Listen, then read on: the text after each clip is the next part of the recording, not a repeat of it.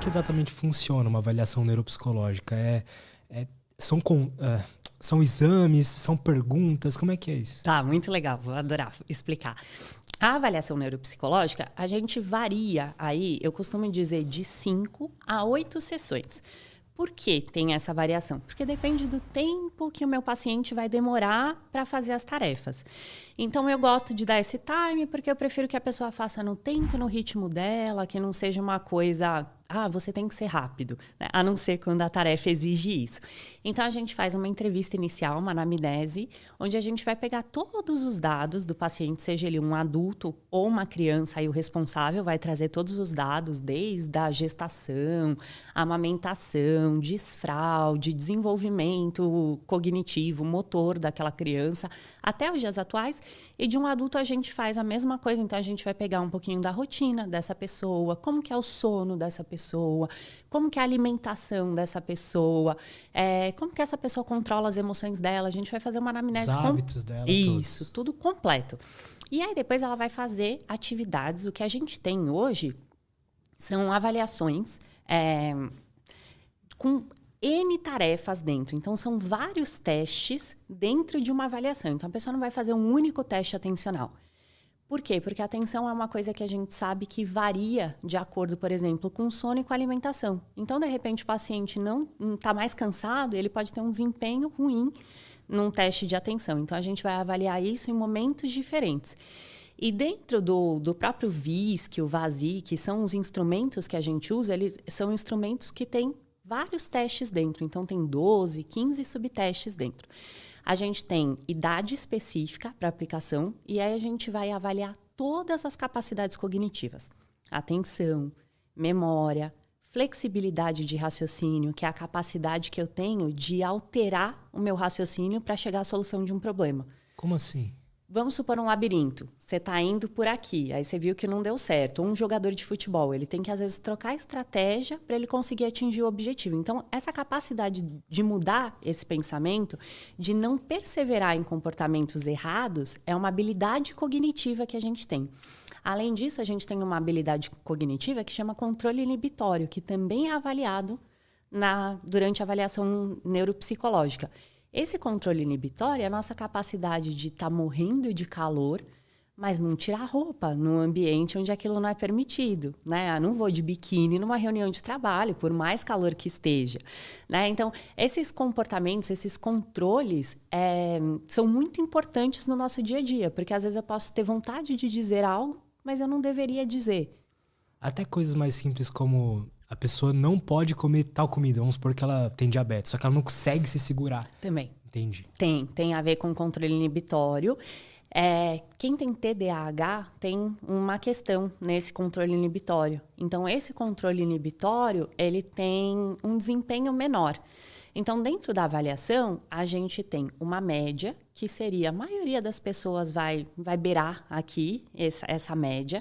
A gente tem uma média inferior, então você está um pouquinho abaixo da média, e a gente tem um muito abaixo da média, que aí já seria aquela pessoa que tem um nível maior de dificuldade, seja qual for a função. E o contrário também, a gente tem uma média superior, então, por exemplo, QI. A gente mede QI em avaliação neuropsicológica, que o QI seria o quê? É muito mais do que isso, mas didaticamente aqui falando, é a junção de todas essas capacidades cognitivas que nós temos. Então, a junção de tudo aquilo, tanto do nosso raciocínio verbal, quanto do nosso raciocínio lógico, a gente soma tudo isso e a gente vai chegar num número. E esse QI ele é dividido entre o QI de execução, que é aquela nossa capacidade de atividades que envolvam um pouco mais de lógica, e o QI verbal, que é a nossa habilidade linguística. A soma desses dois, a gente tem um QI total. Então, tem muita gente que fala assim, meu QI é acima da média.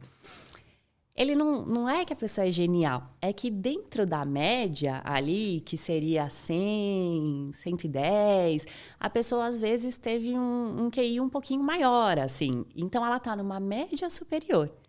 E aí tem as pessoas que estão muito acima da média, que aí a gente realmente tem os grandes gênios, enfim. E que também tem alterações comportamentais. Nem sempre esse QI elevado, ele, na verdade, significa que a pessoa vai ter uma capacidade maior na vida ou mais habilidade. porque ele também, às vezes, gera comportamentos.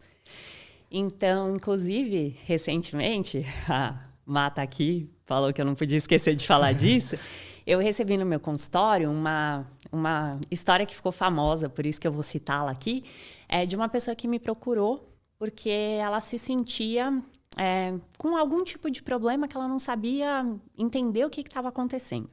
Já fazia psicoterapia.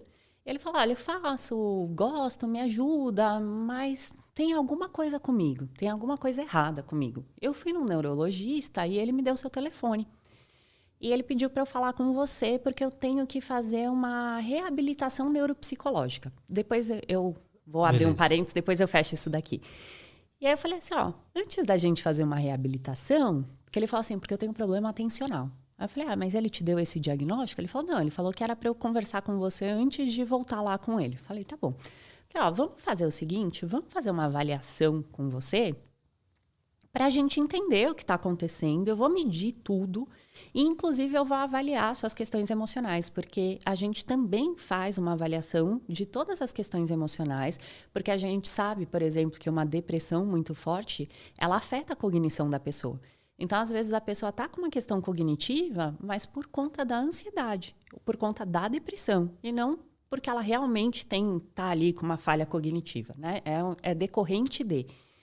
E aí eu falei, vamos fazer então uma avaliação completa, tudo mais. Tá bom. E aí começamos, são vários testes, enfim, ele até veio para São Paulo, porque ele não é daqui, ele é de Minas. Uma parte a gente fez online, aquilo que era possível, eu recebi ele no consultório para fazer os testes que necessariamente precisavam ser presencial. A gente fez uma avaliação completa e ele tinha um QI acima da média, bem acima da média.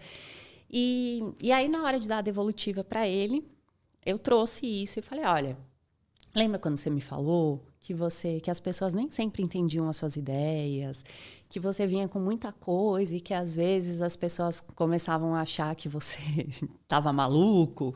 Então, isso é porque o seu pensamento, a sua forma de compreensão e de entendimento do mundo, ela é diferente. Você enxerga as coisas de uma forma diferente, você tem um pensamento mais à frente, você é mais acelerado. E aí comecei a trazer uma série de coisas. Lembra quando você me falou que com a sua esposa acontecia assim, assim? Então, tal. E isso fez um bem, assim, tão grande para ele, porque ele se compreendeu enquanto pessoa e ele entendeu como ele funcionava e até a gente conversou, porque ele é empreendedor, ele tem uma empresa, e ele passou a delegar, porque antes ele queria que tudo fosse com ele fazer. Então, ele queria ser o dono, o empreiteiro, e aí eu falei assim, vamos começar a delegar, porque o seu cérebro, o que acontece? Quando você tem uma ideia, você põe toda a sua energia. A partir do momento que aquele projeto deu certo, você perde o interesse. Para você, perde o interesse. Você já deixa de gostar. Não é mais tão interessante como era. E aí, quando você perde o interesse, lembra que você me falou que você largava um monte de coisa? Então, você vai precisar ter um cara que gosta de executar processo e que não gosta tanto de ter ideia. E aí, isso mudou a vida dele. Ele foi chamado para dar uma reportagem, uma entrevista numa revista. Com isso, foram milhares de entrevistas. Ele fez questão de me citar. E a gente fez um post, inclusive, no Insta, contando essa história. Mas principalmente porque o autoconhecimento, ele transforma. Então, quando você se conhece, quando você se entende enquanto ser, isso muda a sua vida. E você vê, tudo veio de uma avaliação. Quando ele se entendeu, ele se colocou no mundo de uma outra forma. E, no fim, ele não tinha problema nenhum, né? Ele tinha um bom problema. É interessante isso, porque quando a gente ouve a palavra autoconhecimento, a gente sempre pensa, vou lá meditar, vou estudar Buda e tal, não sei o quê, mas existe um autoconhecimento também de funcionamento humano, né? Como que sua neurobiologia funciona? Isso. Como é que a química do seu cérebro funciona? Como é que você regula um comportamento? É exatamente isso. E eu acho que talvez as pessoas não tenham conhecimento disso, né? E talvez a gente deixe para buscar o profissional, o psicólogo, o neuropsicólogo, quando alguma coisa já está ruim.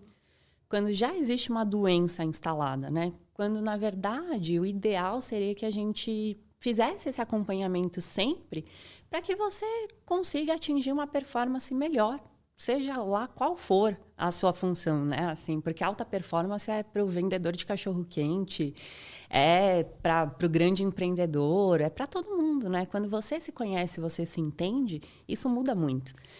Posso falar por mim, eu tinha uma coisa assim muito forte de não quero ser de tal jeito.